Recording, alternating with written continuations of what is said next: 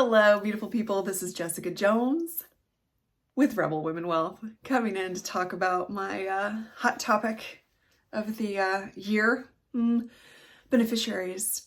So let me tell you something about your brokerage accounts and your joint accounts. Let's just say, if you have a joint account with a spouse or a partner, or anybody for that matter, please be very aware of how it is set up. This is super important. Different institutions, different brokerage companies, brokerage houses, banks are going to title your accounts differently. So if you have a joint account with somebody, you need to make sure you know how it works, because I have run into with clients accounts where if one of them passes away, the other one doesn't have full access to it. So it just depends on how the account is set up. Some of them you'll see a TOD, transfer on death, you'll see that, or POD, paid on debt, payable on death. You'll see joint tenants as one of the descriptions. And there's a lot of different ways that different companies do it. It's not the same across the board. And the same with bank accounts too.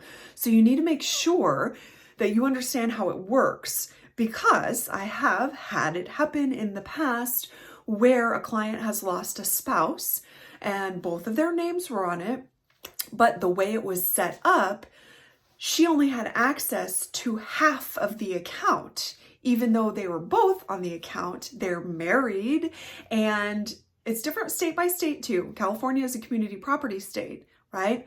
So assumingly there would be no problem with that. With one of the spouses passes away, then the other one just takes it over as their own, right? Community property state, that makes sense, right? That's not always the case. I'm telling you, I've ran into a lot of outrageous shit out there, okay? So in this case, she had access to half of that account. The other half of it had to go through probate. If you can even imagine this, it's completely outrageous, right? So there are some workarounds on that. If the estate is small enough, you can do a small estate affidavit to say that basically it's below a certain dollar amount, which changes every year and it's different from state to state also. But then you can bypass probate if that's the case. Now, if you have over that dollar amount that needs to go through probate, you're screwed. You have to go through probate, even as the spouse, which to me is completely outrageous. But this is the way it is, all right? So please figure out how your accounts are set up and what it means if one of you dies. Does the other one have access to all of it, or does your beneficiary have access to all of it? You better have a beneficiary on there. If it's a joint account, you need to figure this stuff out. Please.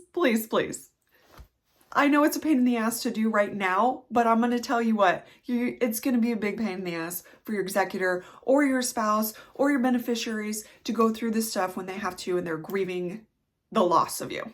Okay? Just check it out, please. PSA. Okay. Love you. Bye.